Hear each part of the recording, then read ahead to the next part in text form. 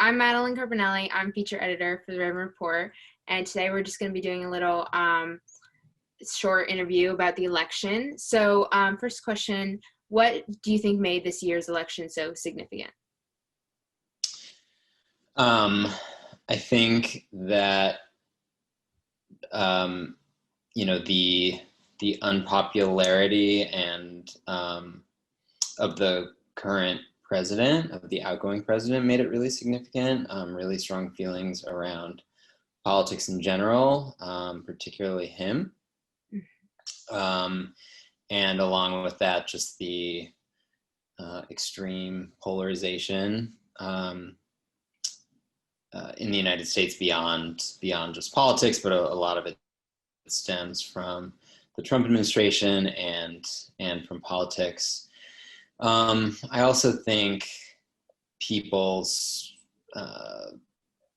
shock and disappointment in 2016 put a ton of extra weight or baggage on the election this year.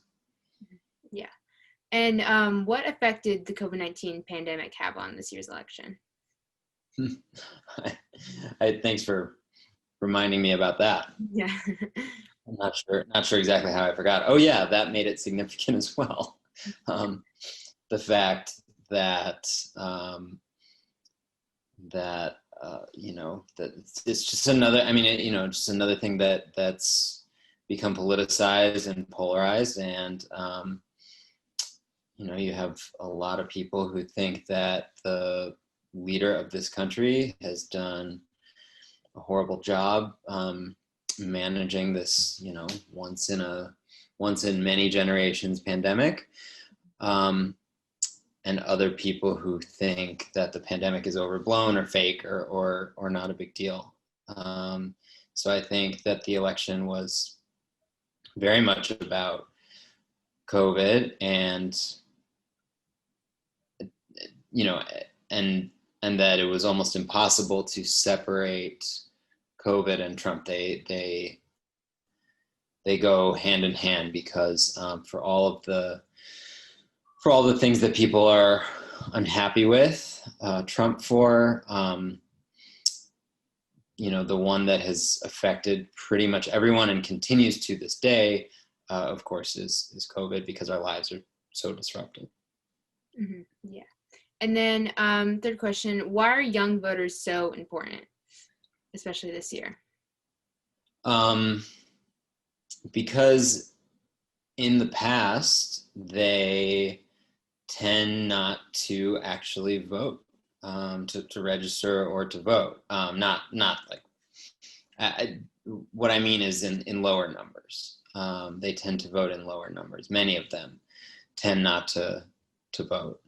And so young voters have a lot of power because their history of not voting in as high numbers as senior citizens, say, or pretty much any other age group, means that they aren't factored as much into projections and campaigns and things like that. So, when young voters actually vote, it's a real wild card that can have a really big impact on an election. Yeah.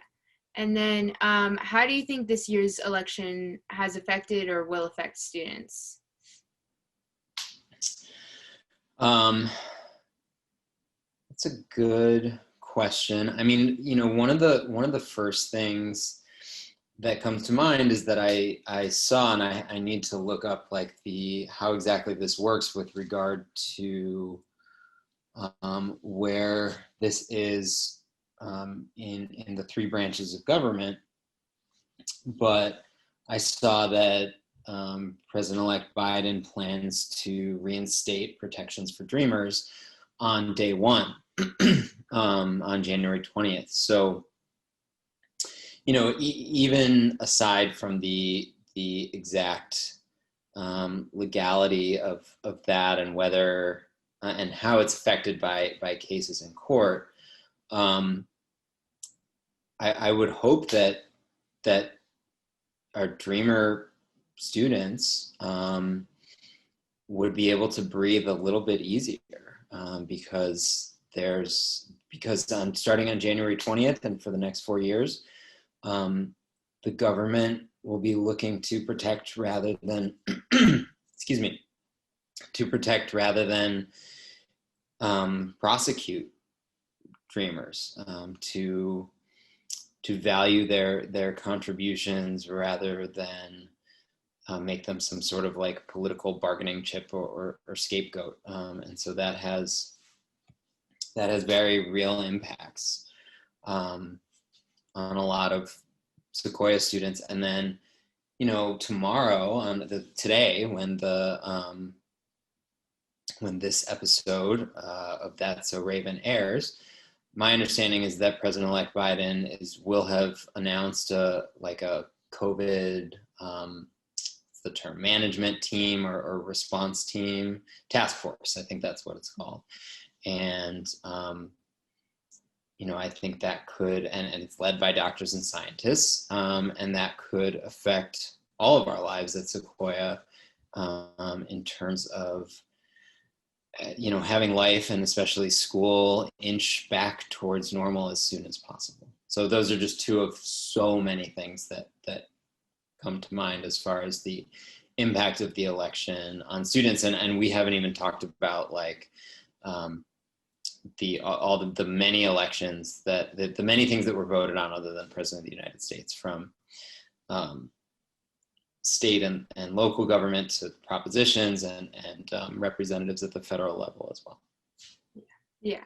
And then anything else you want to add, like just a message to students or anything like that, that students might want to hear during this time? So many, I could give a whole speech here, but nobody wants to hear that. I would just, as a history teacher, I would just tell you all to appreciate this past week. That's not, having lived through a few elections, not a ton, but a few more elections than you all.